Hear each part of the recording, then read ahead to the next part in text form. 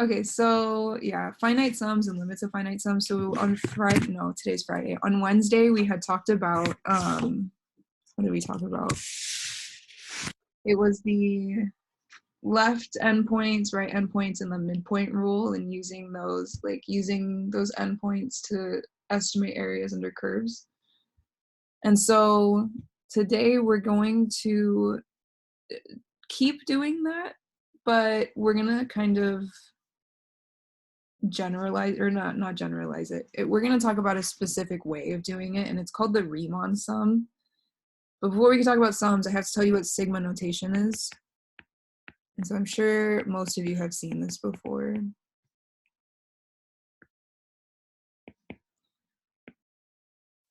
But so have you guys seen that symbol before? That's capital sigma. Some people write it like that instead. What are some other ways? Some people like do like a straight top, but yeah, it's capital sigma. And so you can have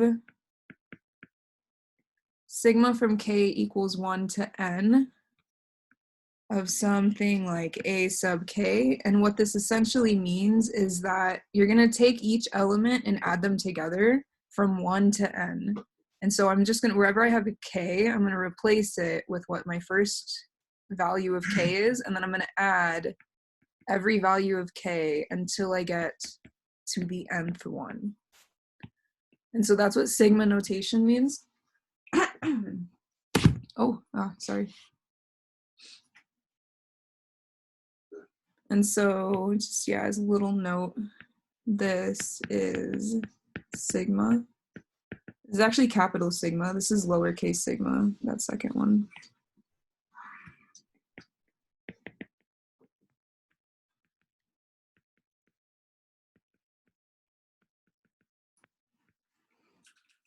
I'm not going to use the second one at all, but just so you know, it's there. But okay, so as an example,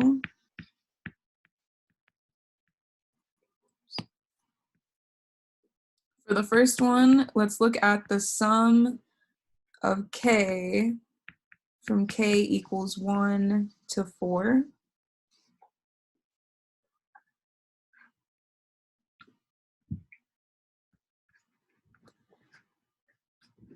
And so again, basically all I'm going to do is wherever I have a k, I'm going to replace it with first 1 and then 2 and then 3 up until I get to 4, right? So I'm going to have just 1 plus 2 plus 3 plus 4, and that should be 10. No, that's not. Yeah, that's 10.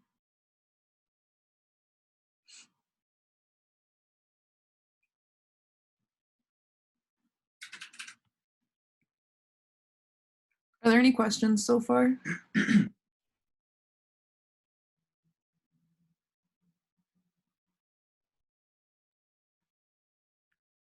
Okay. So let's look at another one. Let's look at the sum of k squared plus k from k equals 1 to 3.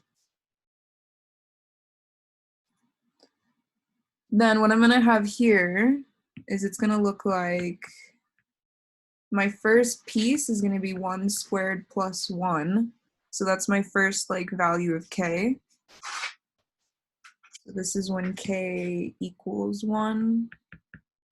And then I'm going to add 2 squared plus 2. And then I'm going to add 3 squared plus 3. And so this is when k is equal to 2. And this is when k is equal to 3.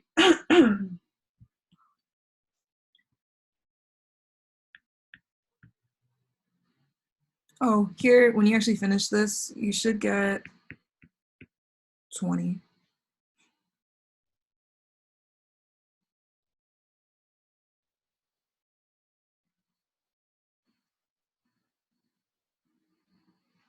So quick question, do I have to start, like does my first value of k have to be 1? What do you guys think? No, it doesn't, right? And so let's do an example where it doesn't. You can have it start at whatever value you want, but you're just going to work your way from that value in integers up to like the top value.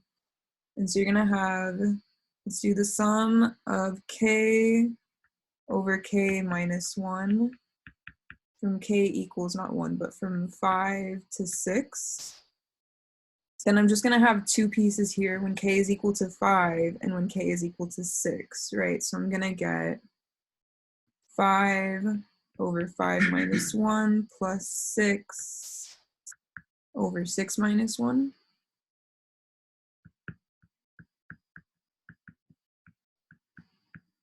Which I'm just going to leave it like that for now.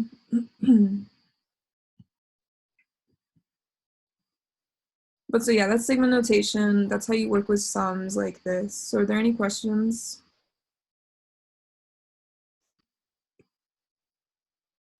Okay. So let's write down some algebraic rules. Also, if I start going too fast, let me know. For finite sums. So real quick, a note about this finite thing is you could have sums that go from like k equals 1 to infinity, but we're not going to look at those just yet. But this would be an infinite sum.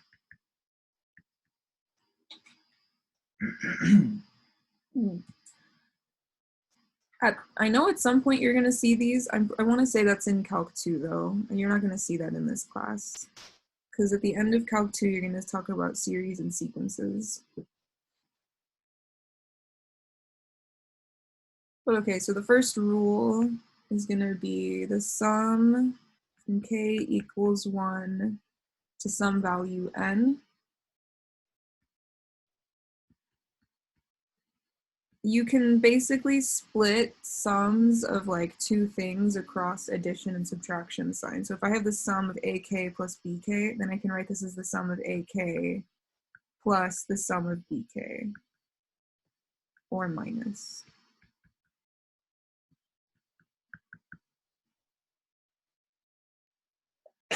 Oh, excuse me. Thank you. Thank you. Okay, the second rule is that I can do, if I have a constant, so if I have the sum of C times AK, where C is just some constant, I can pull that out front. So I can do C times the sum of just AK.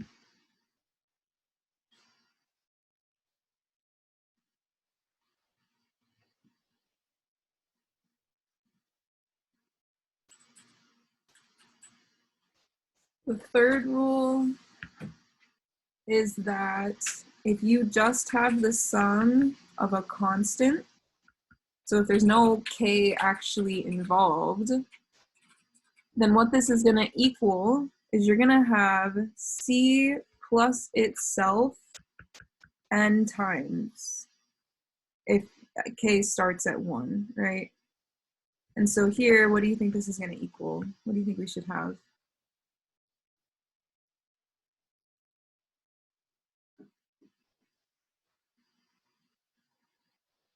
Yeah, n times C. And keep in mind that's only if K is starting at 1 and going to n.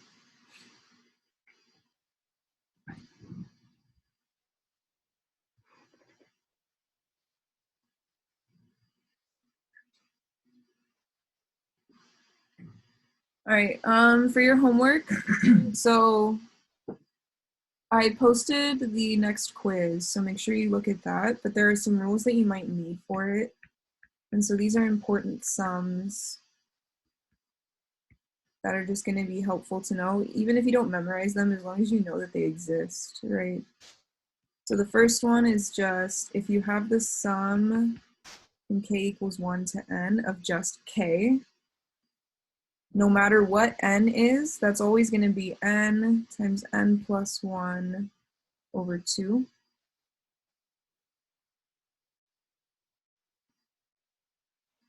The second one is the sum of k squared from k equals 1 to n.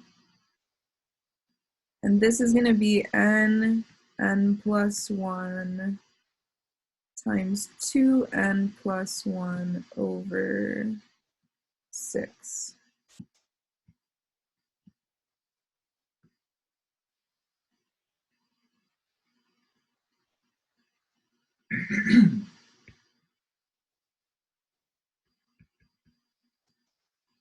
And then the third one is the sum of k cubed from k equals 1 to n. And that's just the sum of k squared. So n times n plus 1 all over 2 squared.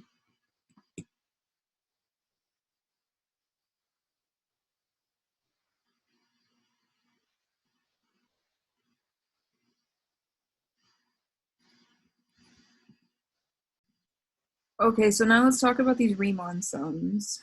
So what we're going to do is consider a function, and that function is going to be little f on an interval from a to b. So it's going to be a closed interval.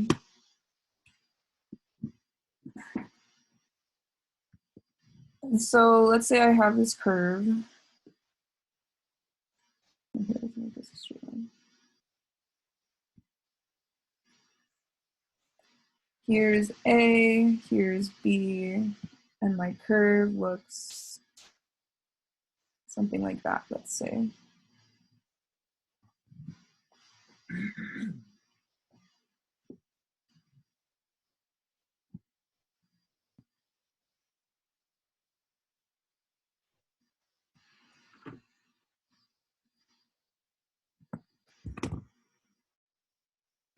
Okay, then what I'm going to do, what we do with this curve is we subdivide, well, we don't subdivide the curve, we subdivide the interval from A to B into subintervals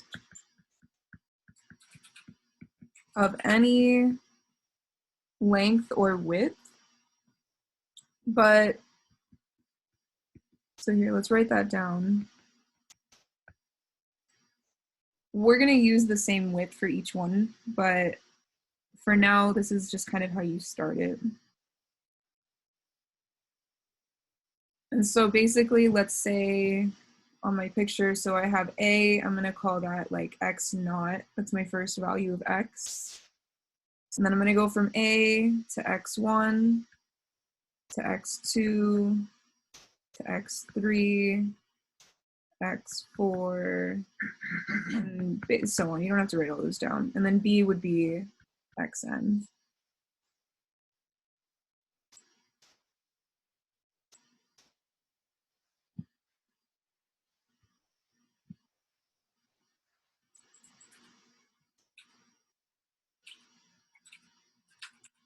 So real quick, these subintervals, or not these subintervals, but like the points that you kind of put on here, so x1, x2, x3, x4, that's called the partition of A and B, or that interval A from A to B. So if you want to write that down, you can, but I'm not going to test you on that, so I'm not going to write it down. And so basically, what we're going to do, so here, let's put a note. If all of the subintervals have the same width,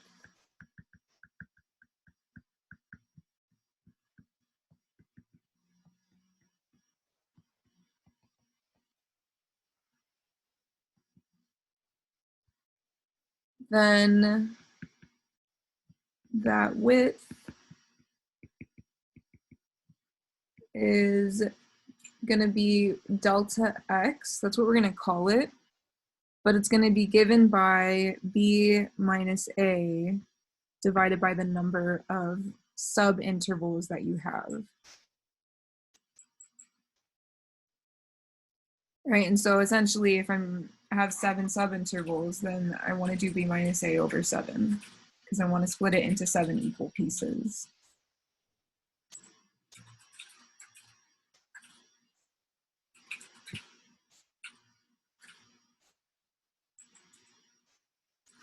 And so that's what we're going to do. For these Riemann sums, we're going to be using these subintervals that all have the same width. And so the heights then,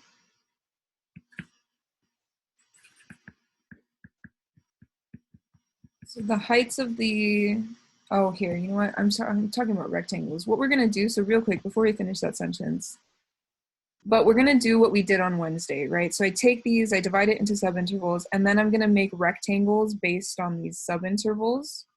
And so now I need to figure out how tall these rectangles are going to be, like the height of their rectangles.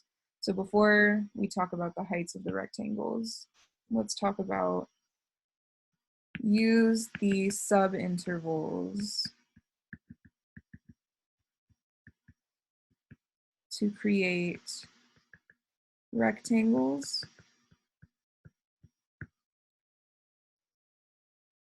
And so here, the heights of those rectangles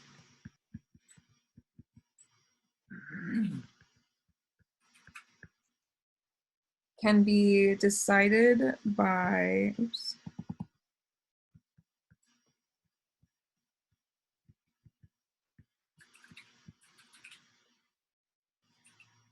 It can be any point really, as long as your x value is some value in that subinterval, and then f of c sub k, where x equaling c sub k is in the kth subinterval.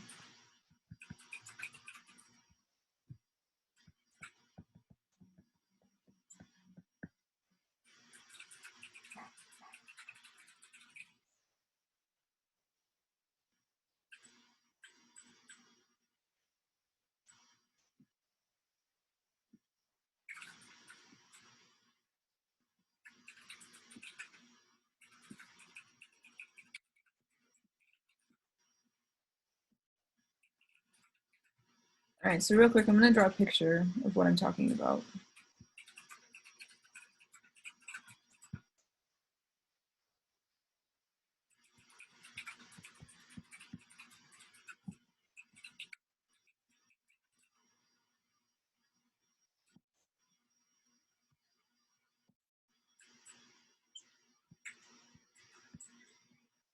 So here, I'm going to make these bigger actually. So let's say A is x naught, and then I'm going to put x1 over here. And then so what I'm going to do is I'm going to choose any point in this interval. And so you want to use the same point every time. But so let's say for my first rectangle, I decide to use the midpoint of this interval. Then this point right here is given by c sub k, comma f of c sub k. These may not have been the best choice of variables. But anyway, so if that's my midpoint, then this is going to be my rectangle. And the height is given by this ordered pair right here. Well, actually, this wouldn't be c sub k. This would be c sub 1 specifically. And then I could do the same thing if this is x2. Then the midpoint on this interval would be somewhere around here. And so my height of the rectangle would be at that point.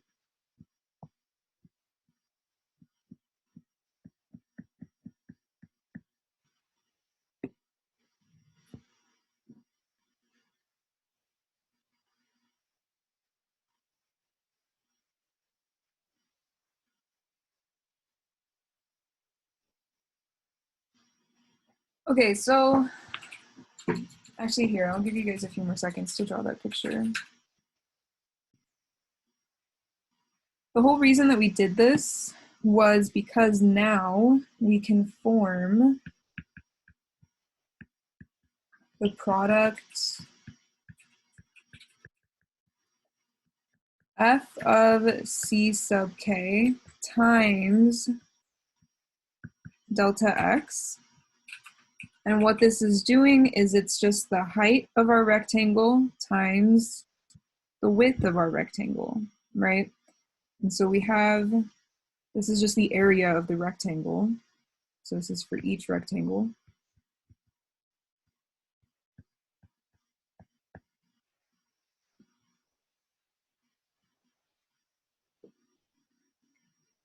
And so just a little note down here, because this value of f of c sub k, this is going to be, what do you notice about it?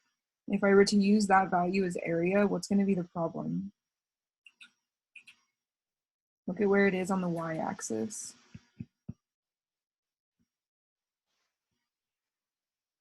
Yeah, it's going to be negative, right?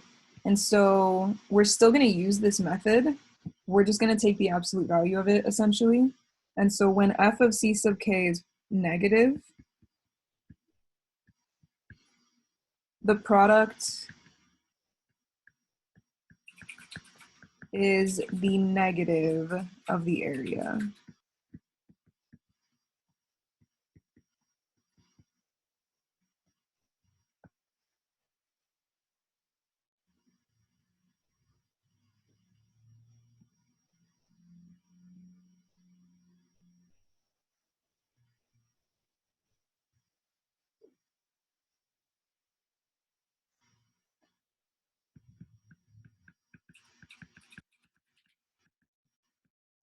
Okay, now we can finally define Riemann sum. So the sum, which we're gonna use, I don't know how often this is gonna come up, but just in case I use this in the future sections, which I don't think I do, but just in case, it's gonna be capital S sub P. It's gonna be the sum from k equals 1 to n of f of c sub k delta x sub k. And so this is the Riemann sum, so called the Riemann sum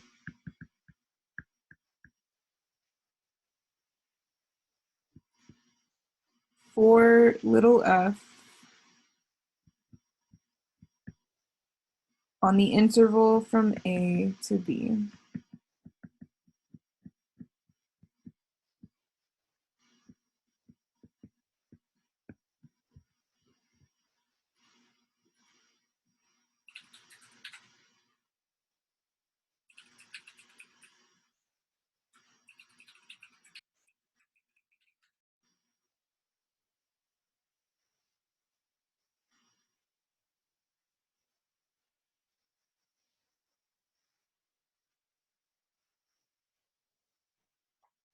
Okay, and then, so let's take this a step further and show how we're going to use this to find the area under a curve. So the area under, or the area of a region lying under a curve of a continuous function f is the limit.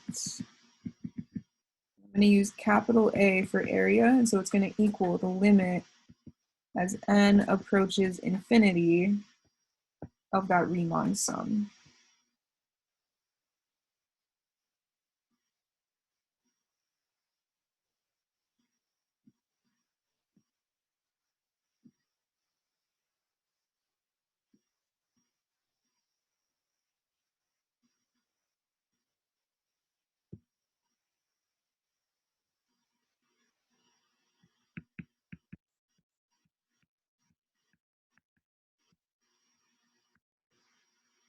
So if we look at an example, we can consider the function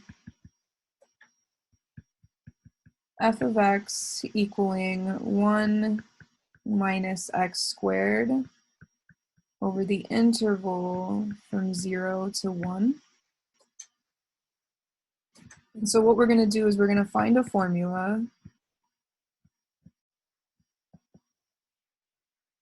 for the Riemann sum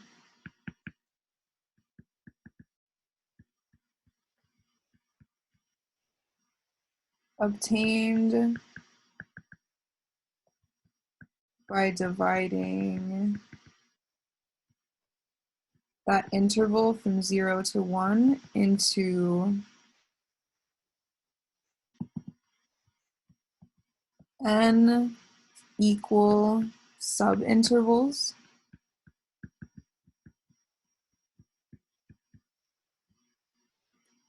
And using the right endpoints for C sub k. For here, I'll put for x equals C sub k.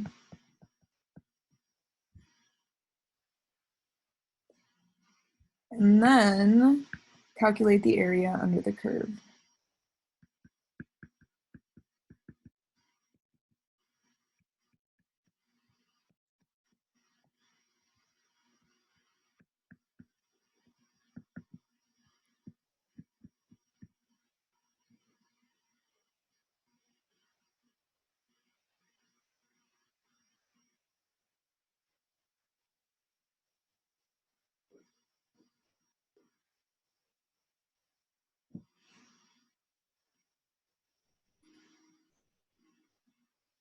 So the very first thing we need to do is figure out what that delta x would be, because we know, so here I'll put the solution in blue. So we know that S sub p is going to look like the sum from k equals 1 f of C sub k delta x. And since all my delta x's is going to be the same, I don't need that k. But so here, we kind of need to figure out each of these pieces, right? And so I'm gonna have delta x. How am I gonna find delta x again? What is it gonna equal?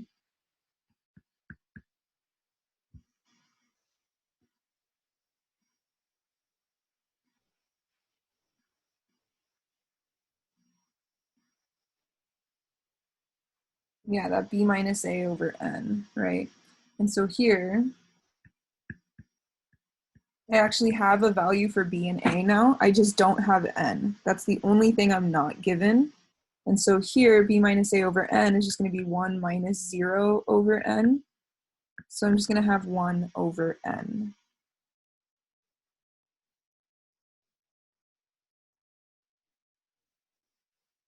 And so what I'm going to have essentially is, if I kind of try and think about this like on a number line, then what I'm going to get is, so if I'm starting at 0 and I'm working my way up to 1, here, let me see if I can draw this out. I might not be able to like draw this out the way I'm thinking of it. So say I have all those partitions in there, each one with width 1 over n, right? But then, so let's say, for instance, so real quick, let's just say n is equal to 4. Then here, I could choose each of my widths is going to be 1/4. And so I would have 0, 1, 1/4, 1/2, 3/4. So that would be 1/2. Here, I'll put that as 2 over 4.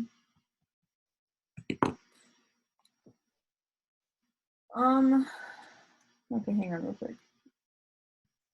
But so yeah, if n were 4, this would be my first value of C sub k, which would be 1/4. Then this would be my C sub 2, C sub 3, which is 3/4, and then C sub 4. And so that's why we're getting that C sub k is equal to k over n, right? Because if I had all of these, so if this is my subinterval with k equals n, Then here's 1 over n. This would be 2 over n, 3 over n, 4 over n, and so on. Does that make sense?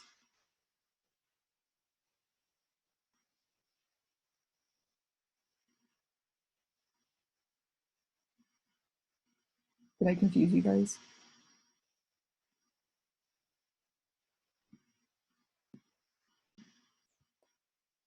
All right, so now that I have delta x and I have that c sub k, those are the only two things that I really needed to find in order to actually find the sum, right? And so you have that the sum, or here,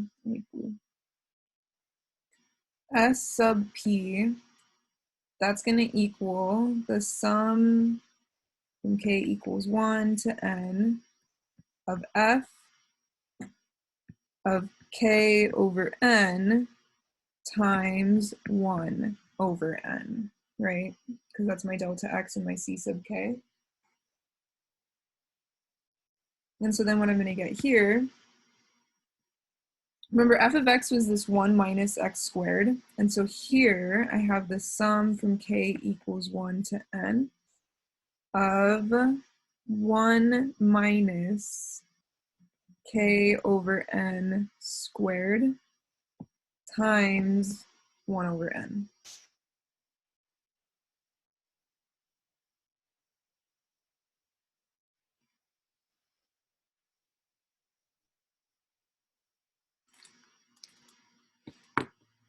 Okay, and then I can simplify this and clean this up a little bit. So what I'm going to do is I'm going to distribute this 1 over n through.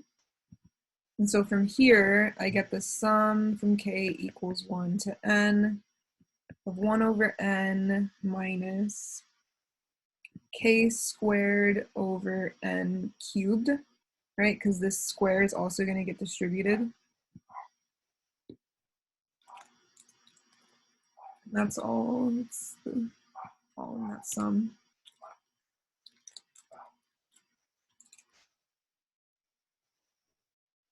Now looking at this, 1 over n, is that gonna change for every value of k that I put in? Like, does it matter what k is for that 1 over n piece, this first one? No, right? So what am I gonna call that right now? Like, what is that considered in this case? Yeah, it's a constant. And so remember, I'm gonna go back up to my constant rules. And so we know that the sum of a constant is just equal to n times that constant, right? And so here, actually, let me write that out a bit more formally. So you have the sum from k equals 1 to n of c is equal to n times c. So I'm going to star that, and I'm going to use that right here. So this is equal to, oh, no, n over n, or here, n times 1 over n. And then minus the sum k equals 1 to n of k squared over n cubed. And then here, I'm just going to get 1. And so this is where I started.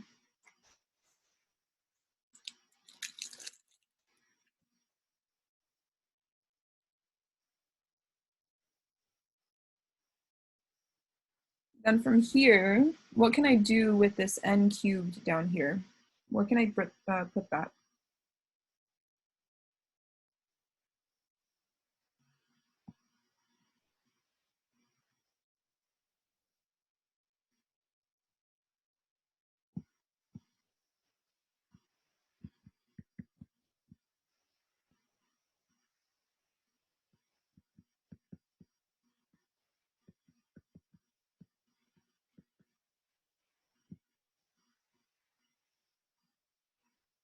I wouldn't write it as n squared. I would just bring it out front, right? So I would have, so I'm going to double star this one. But I can think of this, so here, let me rewrite this real quick. I can think of this as k squared times 1 over n cubed. And since that 1 over n cubed is technically considered a constant here, I can just bring it out front, right? And so here I have 1 minus 1 over n cubed times the sum of k squared.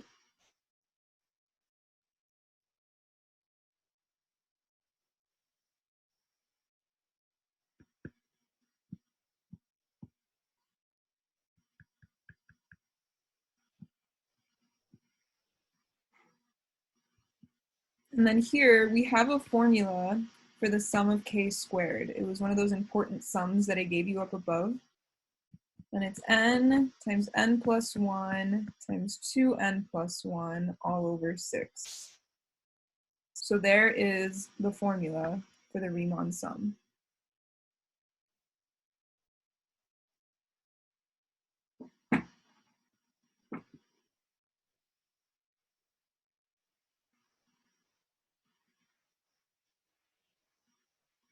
So do you guys have any questions about this? And so to find the area, we just have to take the limit now as n goes to infinity of s sub t.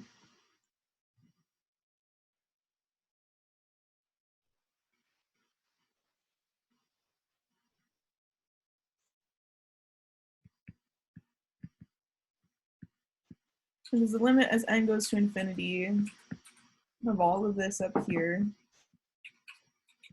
n plus 1, 2n plus 1, all over 6. I guess you could simplify this a little bit, cancel that n with that n cubed, but I already wrote all that out.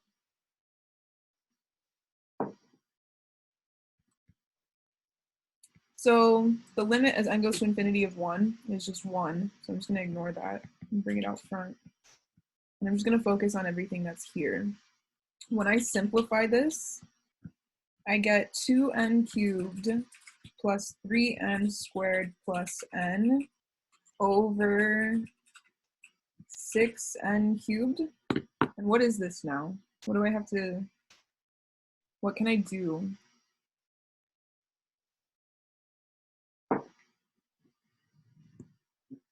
Like if this were a problem on your first exam, how would you have solved it?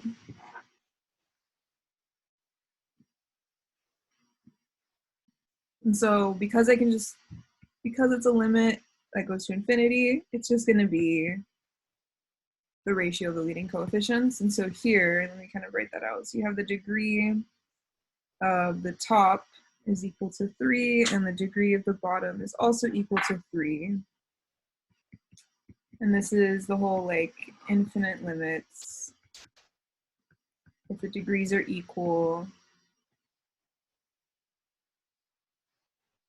if the degrees are equal, the limit is the ratio of the leading coefficients.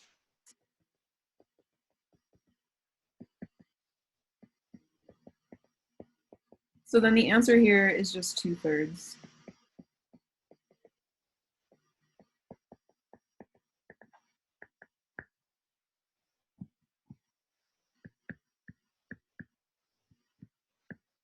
So that's the area.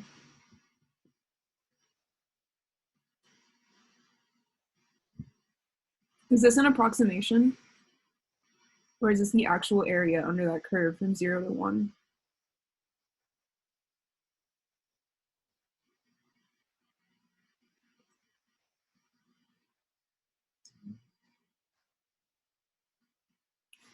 Yeah, it's the actual area. So before, what we were doing when we had like a finite number of rectangles is we always had some piece that like was either under the curve or below the curve that was missing, or like we had too much. But by saying, so by doing this whole let n go to infinity thing, we're basically saying we're going to have an infinite number of rectangles. And so think about how small the widths are going to be of those rectangles, right? If I have, let's just say I have 1,000 rectangles, then I'm going to have each rectangle, the width is going to be 1 over 1,000, which is tiny, right? And so when you let there be an infinite number of rectangles under your curve, you're actually fitting the curve really smoothly, if that makes sense. It's probably not the best way to say it. But yeah, this is going to be the actual area. It's no longer an approximation. Is everybody okay with that? Do you have any questions about what happened today? This is the last thing we're going to talk about.